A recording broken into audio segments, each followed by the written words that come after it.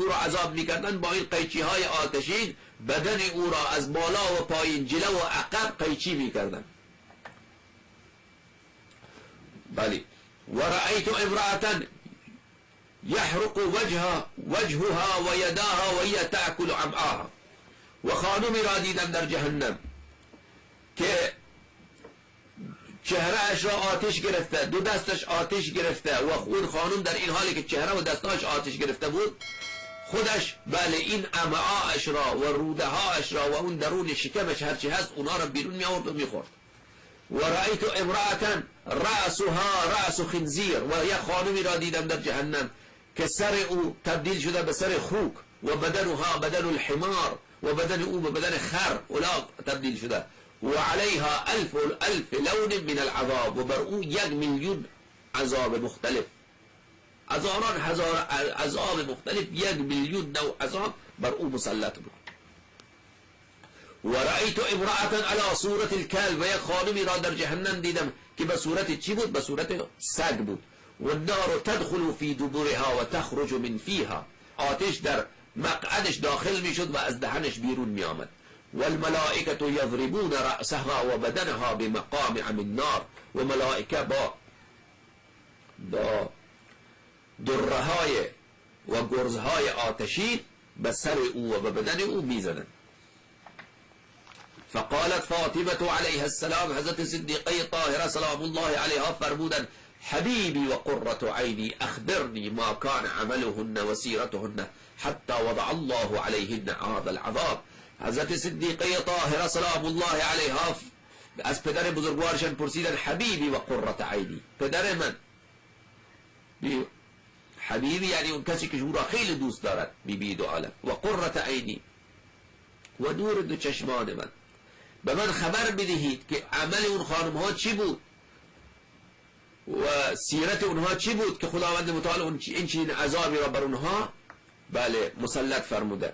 فقال یا ابنتی، رسول خدا صلی الله علیه و آله و سلم فرمودند که دختر من، اما المعلقة بشعرها فإنها كانت لا تغطي شعرها من الرجال.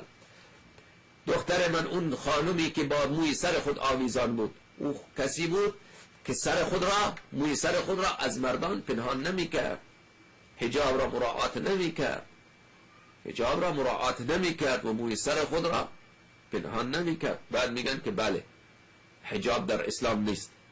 میگن اگر حجاب در اسلام نیست این چیه؟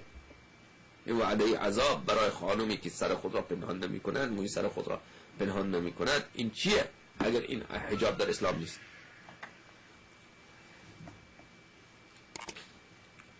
و اما المعلقة بلسانها فإنها كانت تؤذي زوجها. اما اون خانمی که با زبان خود آویزان شده بود، اینجا بود دوستان عزیز دیدید، بله، رأیت امرأة معلقة بلسانها والحمیم یصب في حلقها. یک خانمی بود که با زبان خود آویزان شده بود و اون چرک جهنم و ادرار اهل جهنم، اون مایه خیلی با تعفن اون در حلق او میریختن، اون بله اون در حلق او میریختن. اون چیکاره بود؟ بله فإنها كانت تؤذي زوجها. او کسی بود که شوهر خود را اذیت میکرد. و اما المعلقة بثديها فإنها كانت تمتنع من فراش زوجها.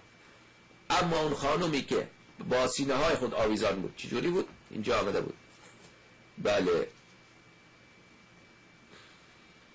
و رأیت امرأة معلقة بثديها، بله با سینه های خود آویزان. او کسی بود که فإنها كانت تمتنع من فراش زوجها. او کسی بود که شوهرش وقتی حاجتی داشت، حاجت مشروع در فراش، او را قبول نمیکرد، حرف شوهر خود را گوش نمیکرد. بله. و اما المعلقة برجلیها، اما اون خانمی که دست و پایش را با هم بسته بودن، فإنها كانت تخرج من بیتها بغیر اذن زوجها. اون خانمی که دست و پایش را بسته بودن، بله این بود، دست و پایش را بسته بودن و قد سلط علیها الحیات والعقارب. و خداوند متعال بر او گژدم ها و مارها را مسلط کرده بود. دست و پایش را بسته بودن، گژدم و مار با اون چسبیده بودن. اون خانمی بود که از خانه خارج میشد بدون اجازه شوهر. و اما التي كانت تأكل لحم جسدها فإنها كانت تزين بدنها للناس.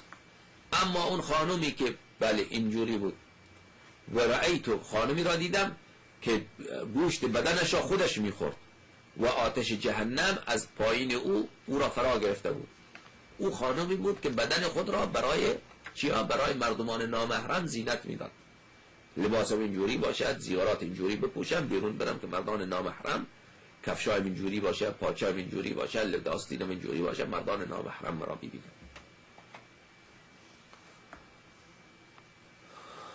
و اما التي بله و اما التي شدت يداها الى رجليها وصلت عليه الحيات و اما التي كانت تاكل لحم جسدها فانها كانت تزين بدنها للناس. اون خانمی که بله خدمت شما عرض کنم که گوشت بدن خود را میخورد، اون کسی بود که بدن خود را برای مردان نامحرم زینت میداد. و اما اون خانمی که امارها و اقارب بر او، گشتمها بر او مسلط شده بود، او کی بود؟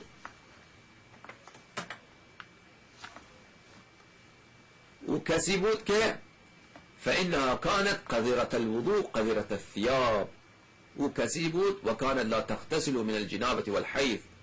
او کسی بود که در وضوء بسیار وضوعش کثیف بود، لباسش همیشه کثیف بود، بله از غسل جنابت نمی کرد و غسل حیض نمی کرد، ولا تتنظف و خودش را پاک نمی کرد، و كانت تستهین بالصلاة و نماز را سبک می شمرد. بله جناب شده، حیض شده، غسل نمی کنه، لباسش نجس شده، با لباس نجس میخواد نماز بخونه. بله اون خانمی بود که وضعش اینجوری بود. و اما العمیاء الصماء الخرصاء، اما اون خانمی که کور بود و کر بود و لال بود، بله فإنها كانت تلد من الزنا فيعلقه في عنق زوجها. این بود دوستان عزیز، خانمی را دیدم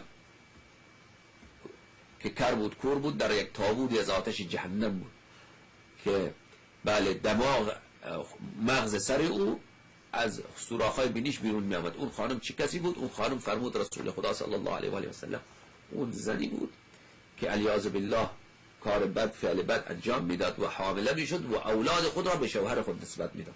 شوهرش خبر نداره که این کار بد میکنه، شوهرش فکر میکنه این اولاد مال خودشه، این اولاد مال کس دیگری. این زن روش سیاه کرده، کار بد نموده، توجه شدید؟ کار بد انجام میداد، اولاد را به شوهر خود نسبت میداد.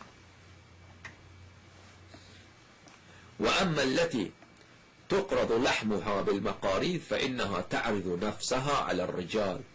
اون خانمی که بدن او را با قیچی های آتشین قیچی میکردن، اون خانمی بود که بدن خود را در اختیار مردهای نامحرم قرار میداد.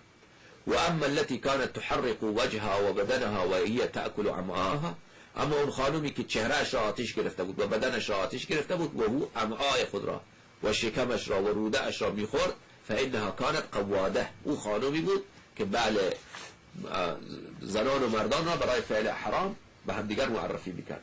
و اما التي كانت رأسها رأس خنزير و بدنها بدن الحمار فإنها كانت نمامة كذابة. این را خوب گوش بکنید، این خیلی شدیده، خیلی شدیده، خیلی شدیده. اون خانمی که در جهنم دیدم که سرش سر خنزیر بود و بدنش بدن الاغ بود. او خانم نمامه کذابه. نمامه خبرچی،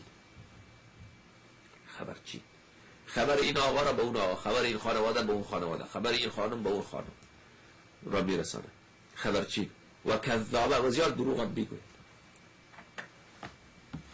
و اما التي كانت على صورة الكلب والنار تدخل في دبورها وتخرج من فيها فإنها كانت قينة نواحة حاسدة.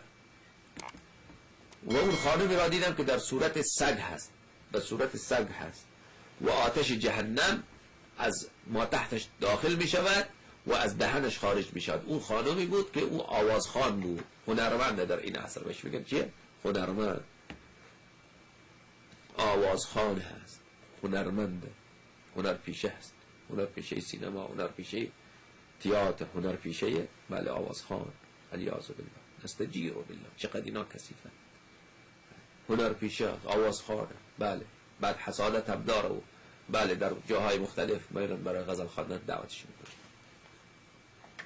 ثم قال علیه السلام ویل لامرأة اغضبت زوجها، وای بر آن خانومی که شوهر خود را از خود ناراحت کند. و طوبی لامرأة رضی عنها زوجها، بله و خوش به حال اون خانومی که بله خدمت شما عرض کنم که شوهرش از او راضی باشد و شوهر خود را راضی.